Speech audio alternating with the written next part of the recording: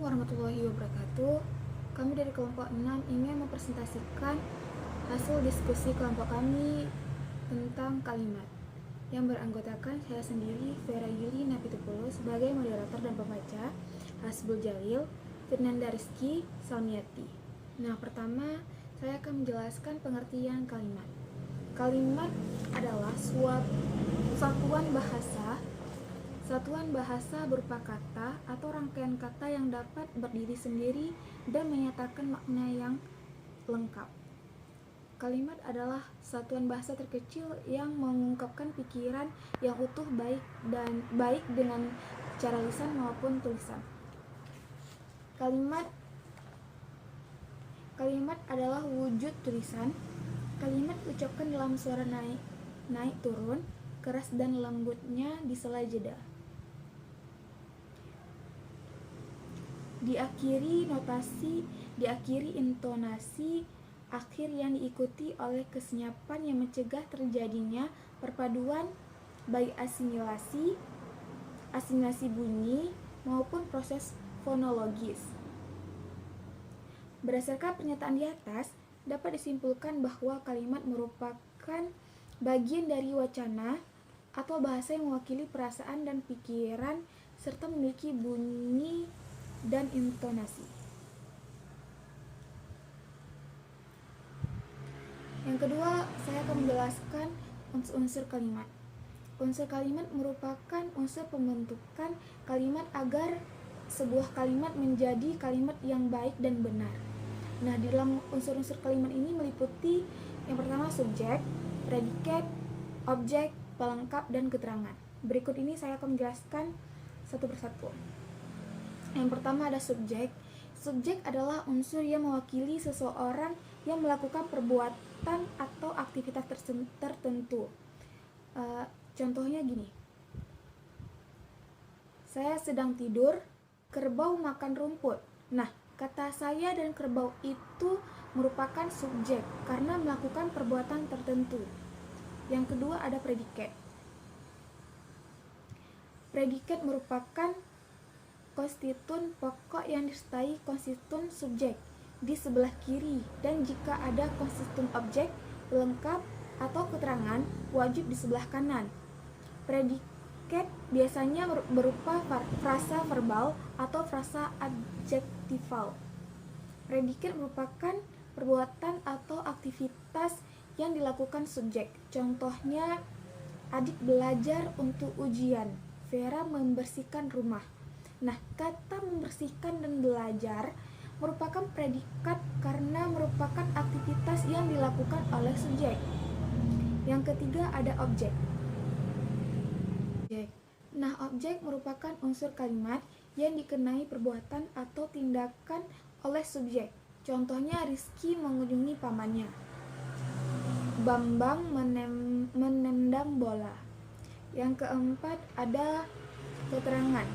Nah, keterangan merupakan unsur kalimat yang memberikan informasi lebih lanjut tentang suatu yang dinyatakan dalam kalimat tersebut. Misalnya memberi informasi tentang waktu, tempat, cara, sebab, dan tujuan. Ada beberapa jenis keterangan dalam bahasa Indonesia seperti keterangan waktu. Keterangan waktu dapat berupa kata, frasa, atau anak kalimat. Keterangan yang berupa kata adalah kata-kata yang menyatakan waktu seperti kemarin, esok, sekarang, kini, lusa, siang, dan malam. Ada keterangan tempat. Nah, keterangan tempat berupa frasa yang menyatakan tempat yang ditandai oleh preposisi seperti di, pada, dan dalam. Keterangan cara. Keterangan cara dapat berupa kata ulang, frasa, atau anak kalimat yang menyatakan cara. Keterangan cara yang berupa kata ulang merupakan perulangan adjektiva. Keterangan cara yang berupa frasa ditandai oleh kata dengan atau secara. Keterangan sebab. Nah, keterangan sebab berupa frasa atau anak kalimat. Keterangan sebab yang berupa frasa ditandai oleh kata karena atau lantaran yang diikuti oleh nomina atau frasa nomina. Keterangan sebab yang berupa anak kalimat ditandai oleh konjungtor karena atau lantaran.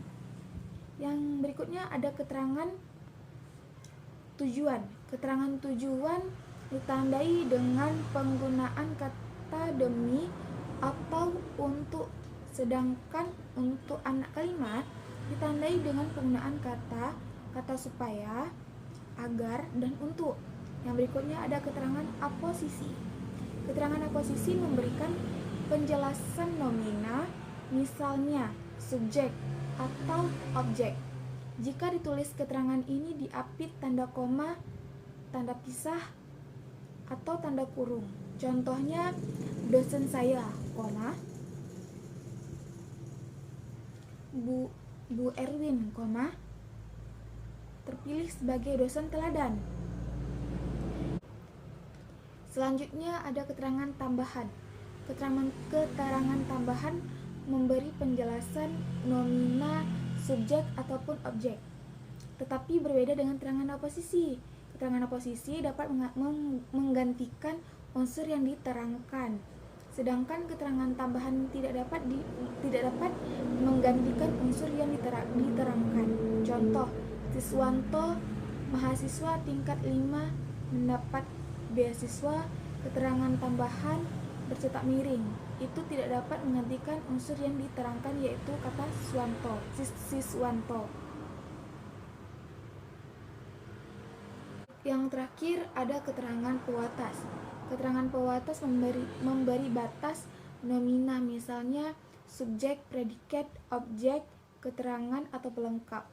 Jika keterangan tambahan dapat ditiadakan, keterangan pewatas tidak dapat ditiadakan. Contohnya, mahasiswa yang mempunyai IP 3 lebih mendapat beasiswa. Contoh di atas menjelaskan bahwa bukan semua mahasiswa yang mendapatkan beasiswa, melainkan hanya mahasiswa yang memiliki IP 3 lebih. Nah, penjelasan berikutnya akan dijelaskan oleh Salmiati.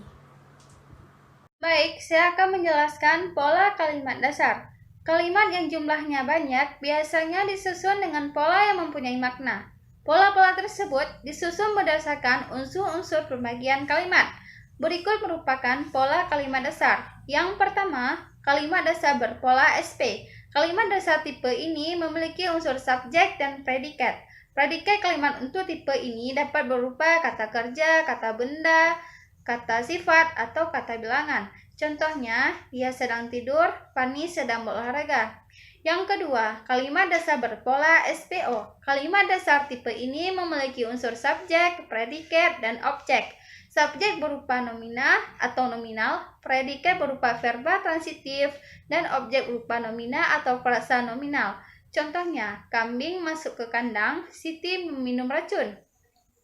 Yang ketiga, kalimat dasar berpola SPK. Kalimat dasar tipe ini memiliki unsur subjek, predikat, dan harus memiliki unsur keterangan karena diperlukan oleh predikat. Subjek berupa nomina atau frasa nominal, predikat berupa verba intransitif, dan keterangan berupa frasa berproposisi.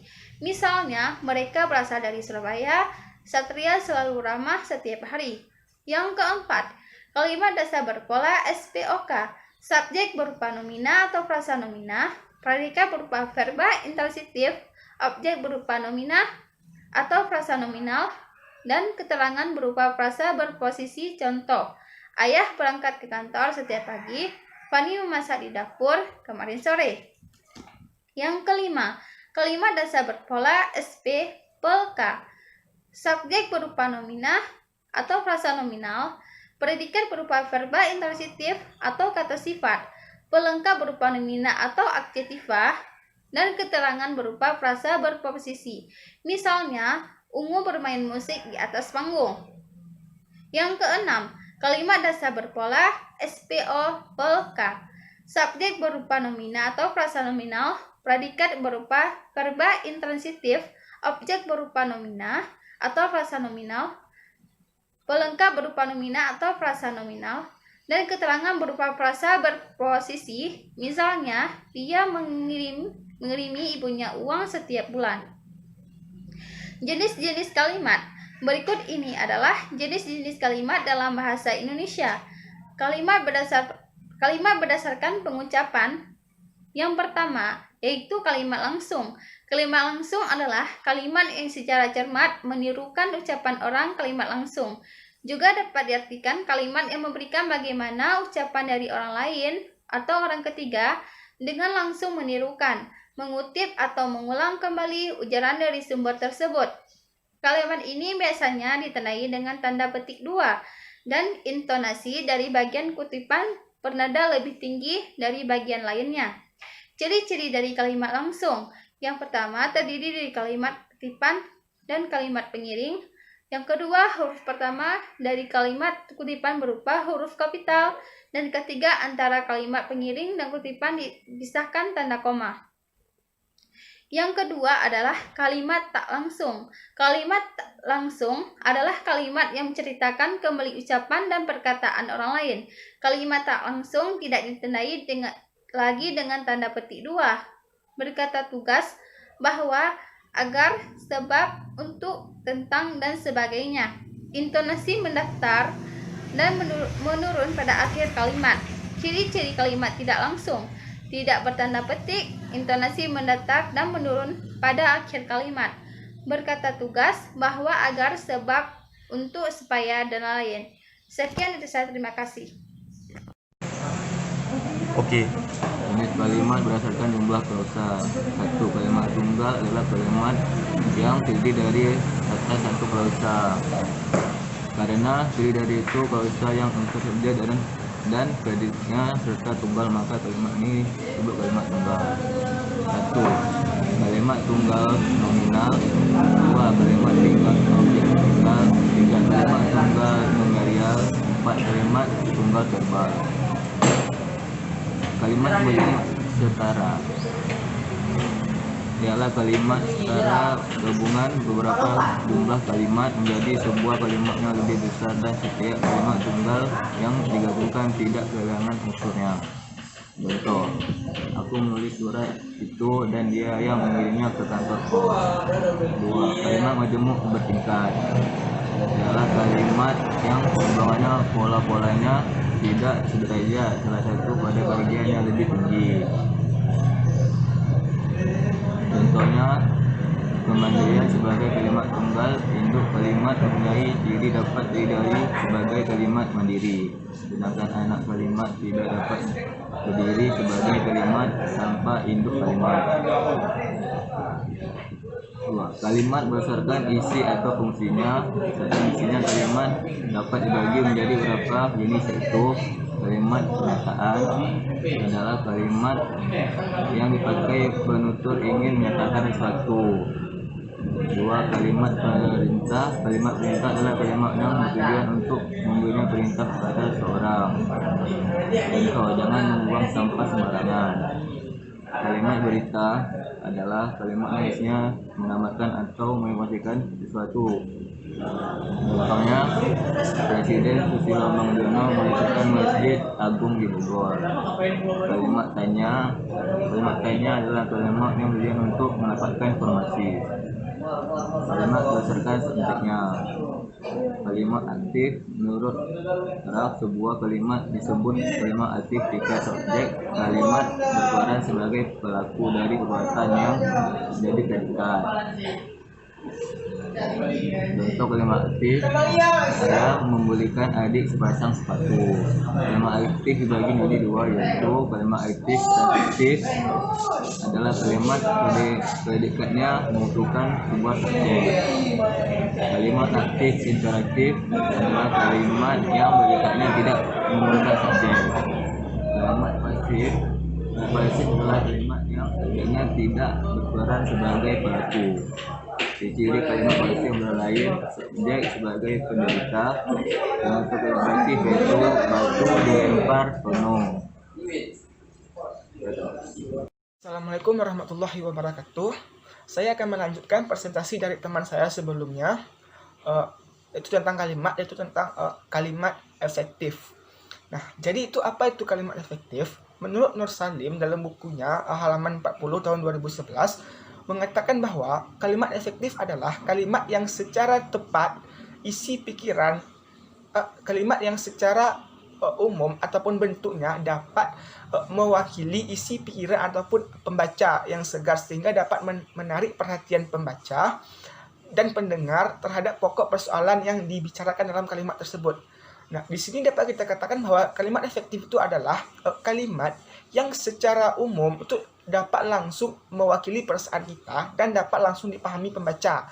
Artinya adalah struktur dari kalimat tersebut itu tepat dan makna yang terdapat dalam kalimat tersebut itu dapat langsung dimengerti ataupun dipahami oleh seorang pembaca. Nah, di mana kalimat efektif ini merupakan kalimat ya yang harus kita pahami dan kita gunakan untuk dapat menggunakan bahasa Indonesia yang baik dan benar. Nah, sebuah kalimat dikatakan sebagai kalimat efektif jika memenuhi beberapa kriteria ataupun syarat-syaratnya. Yang pertama itu ada kesepadanan struktur.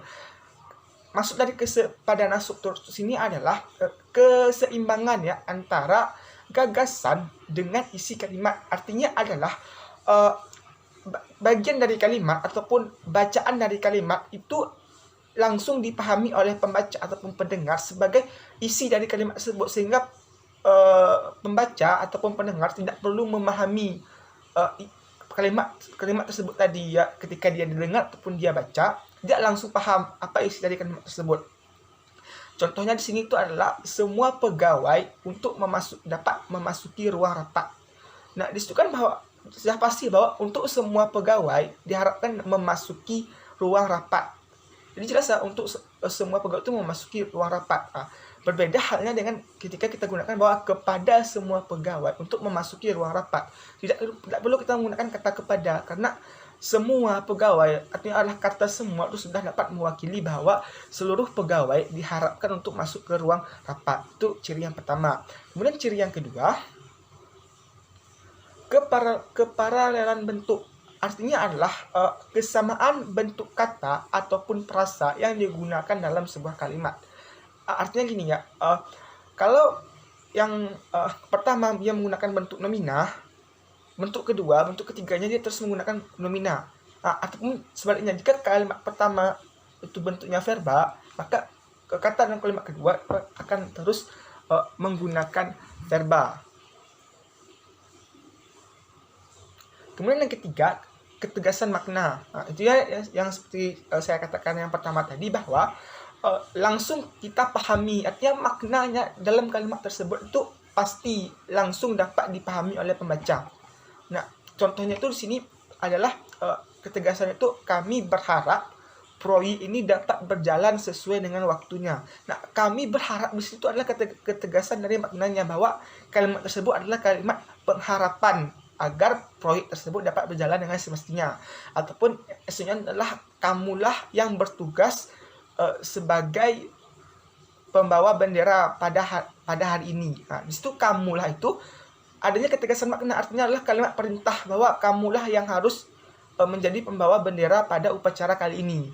Jadi seperti itu pengertian dari ketegasan makna. Kemudian selanjutnya adalah kehematan kata. Bagaimana maksud dari kehematan kata di sini? Artinya adalah kata-kata yang digunakan itu adalah kata-kata pilihan dan tidak menggunakan kata-kata mubazir yang seharusnya tidak perlu digunakan dan dapat menghilangkan pemahaman si pembaca terhadap kalimat tersebut. Jadi contoh di sini itu adalah hadirin serentak berdiri setelah mengetahui bahwa presiden datang. Hadirin serentak berdiri setelah mengetahui presiden datang. Nah, itu sudah beda halnya ketika kita dengan kalimatnya bahwa hadirin serentak berdiri setelah mereka mengetahui bahwa presiden datang. Itu bukan kalimat efektif karena sudah ada kata hadirin masih menggunakan kata mereka, tidak perlu menggunakan kata mereka karena kata mereka itu kata mubazir ya, merujuk kepada hadirin yang telah sebenarnya sudah ada di kalimat awal. Jadi kalimat yang benar itu adalah hadirin serentak berdiri setelah mengetahui bahwa presiden datang, tidak perlu menggunakan kata mereka. Seperti itu. Kemudian kecermatan dan kesantunan. Nah, artinya adalah kalimat efektif itu jika kita dengar tidak menimbulkan tafsiran ganda ataupun tidak ambigu dan tepat dalam pemilihan kata.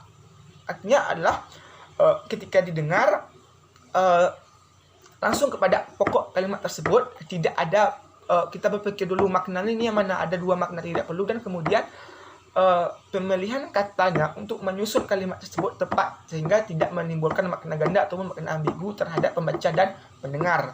Contohnya yang diceritakan oleh para putra-putri raja, para hulu balang, dan para menteri. Itu kan pasti ya yang diceritakan oleh para putra-putri raja, para hulu balang, kalau kita tulis dan para menteri. Nah, beda halnya ketika yang kalimatnya yang berbunyi yang menceritakan tentang putra-putri, para hulu balang, dan para menteri. Nah, ini kan yang sudah hanya yang diceritakan, menceritakan lagi. Sebenarnya yang diceritakan itu sudah mewakili bahwa yang diceritakan itu adalah putra-putri, para hulu balang, dan para menteri. Ya, beda halnya dengan kalimat yang benar, itulah yang diceritakan adalah cerita para putra-putri, para hulu balang, dan para menteri. Jadi itu adalah kalimat efektifnya. Tidak perlu yang diceritakan menceritakan, karena yang kata diceritakan itu sudah memiliki makna bahwa yang diceritakan itu adalah siapa. Jadi seperti itu. Kemudian yang terakhir, kepaduan makna. Nah, maksud dari kepaduan makna itu adalah pernyataan dalam kalimat tersebut itu adalah tepat sehingga informasi yang disampaikannya tidak terpecah-pecah. Maksudnya itu adalah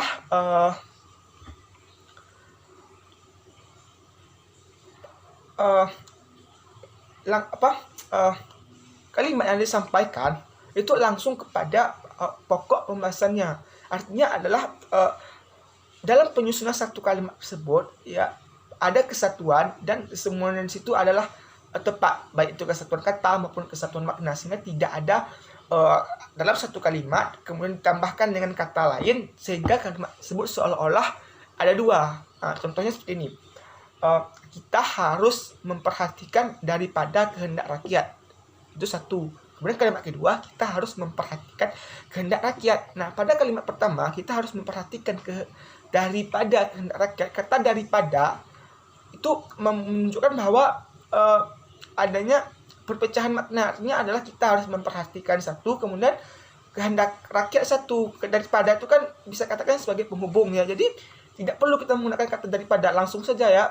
Kita harus memperhatikan kehendak rakyat. Kita sudah susunannya satu, kita harus memperhatikan kehendak rakyat dan maknanya juga satu. Beda halnya ketika kita menggunakan kata daripada, kita harus menggunakan kita harus memperhatikan daripada kehendak rakyat, tidak perlu, karena akan menimbulkan perpecahan dari susunan kalimat itu sendiri dan dari makna itu sendiri.